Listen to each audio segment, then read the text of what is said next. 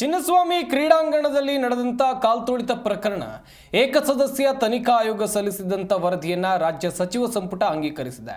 ನ್ಯಾಯಮೂರ್ತಿ Michael D Cunha ಅವರು ನೀಡಿರುವಂತಹ ವರದಿ ಕುರಿತು ಚರ್ಚಿಸಿರುವಂತಹ ಕ್ಯಾಬಿನೆಟ್ ತನ್ನ ನಿರ್ಧಾರವನ್ನ ಮುಂದಿನ ಸಂಪುಟ ಸಭೆಗೆ ಕಾಯ್ದಿಟ್ಟಿದೆ. ಇತ್ತ ವಿಪಕ್ಷಗಳು ಸರ್ಕಾರದ ವಿರುದ್ಧ ತೀವ್ರ ಆಕ್ರೋಶವನ್ನು ಹೊರಹಾಕಿವೆ.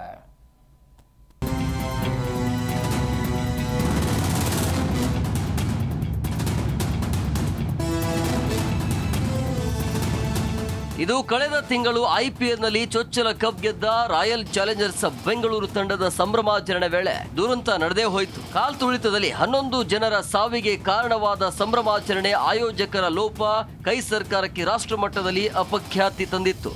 ಈ ಕಳಂಕ ತೊಳೆಯಲು ಸರ್ಕಾರ ಕೆಲ ಪೊಲೀಸ್ ಅಧಿಕಾರಿಗಳನ್ನ ಅಮಾನತು ಮಾಡಿದಲ್ಲದೆ ಜಸ್ಟಿಸ್ ಕುನಾ ನೇತೃತ್ವದ ಸಮಿತಿಯಿಂದ ತನಿಖೆ ನಡೆಸಿ ವರದಿ ಕೊಡಲು ಸೂಚಿಸಿತ್ತು. ಇದೀಗ ಈ ವರದಿ ಸಂಪುಟದ ಮುಂದೆ ಬಂದಿದ್ದು ವರದಿಯ ವಿರುದ್ಧ ವಿಪಕ್ಷ ಬಿಜೆಪಿ ಕಿಡಿಕಾರಿದೆ.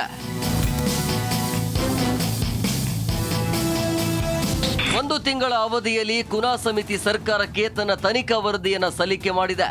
ತಮ್ಮ ಕೈ ಸೇರಿದ ವರದಿಯನ್ನ ಸಂಪುಟ ಸಭೆಯಲ್ಲಿ ಅಂಗೀಕರಿಸಿದ ಸಿದ್ದರಾಮಯ್ಯ ನೇತೃತ್ವದ ಸರ್ಕಾರ ಇದರ ಭವಿಷ್ಯ ನಿರ್ಧಾರವನ್ನ ಮುಂದಿನ ಸಂಪುಟಕ್ಕೆ ಕಾಯ್ದಿರಿಸಿದೆ.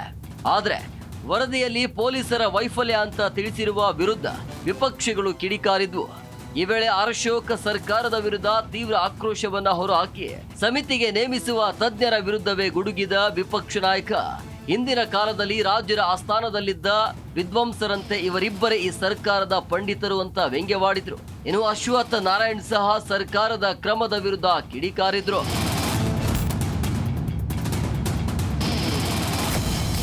ಇನ್ನು ಕ್ಯಾಬಿನೆಟ್ ಮೀಟಿಂಗ್ ಬಳಿಕ ಈ ಬಗ್ಗೆ ಮಾತನಾಡ್ತೇನೆ ಅಂತ ಸಿಎಂ ಹೇಳಿದ್ದಾರೆ. ಸದ್ಯ ಈ ಬಗ್ಗೆ ನನಗೆ ಗೊತ್ತಿಲ್ಲ. ಎಲ್ಲಾ ಪ್ರತಿಗಳನ್ನ ಸಚಿವರಿಗೆ ಕೊಟ್ಟಿದ್ದಾರೆ. ಸಚಿವರ ಜೊತೆಯೂ ಚರ್ಚೆ ಮಾಡಬೇಕು. ಈ ಕುರಿತು ಪರಿಶೀಲನೆ ನಡೆಸಿ ಪ್ರತಿಕ್ರಿಯೆ ನೀಡ್ತೀವಿ ಅಂತ ಮೈಸೂರಿನಲ್ಲಿ ಸಿಎಂ ಸಿದ್ದರಾಮಯ್ಯ ಹೇಳಿದ್ದಾರೆ. ಇತ್ತ ಗೃಹ ಸಚಿವ ಪರಮೇಶ್ವರ್ ವರದಿ ಸಲ್ಲಿಕೆಯಾಗಿದೆ, ಈ ಬಗ್ಗೆ ಪರಿಶೀಲನೆ ನಡೆಸ್ತೀವಿ ಅಂತ ಹೇಳಿದ್ರು.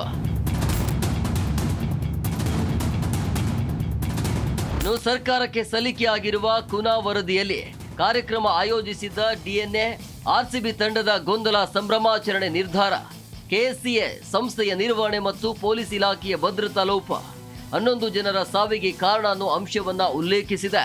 ಹಾಗೆಯೇ ಘಟನೆ ಈ ವಿಭಾಗಗಳನ್ನ ಹೊಣೆಯಾಗಿಸಿರುವ ಸಮಿತಿ ಇವರುಗಳ ವಿರುದ್ಧ ಕ್ರಿಮಿನಲ್ ಮೊಕದ್ದಮೆ ದಾಖಲಿಸಲು ಸರ್ಕಾರಕ್ಕೆ ಶಿಫಾರಸು ಮಾಡಿದೆಯಂತೆ. ಒಟ್ನಲ್ಲಿ ಸರ್ಕಾರದ ಈ ನಡೆ ವಿರೋಧ ಪಕ್ಷಗಳು ತೀವ್ರ ಆಕ್ಷೇಪ ವ್ಯಕ್ತಪಡಿಸಿವೆ. Rachappa Suttur, political bureau, Kannada news, Bengaluru.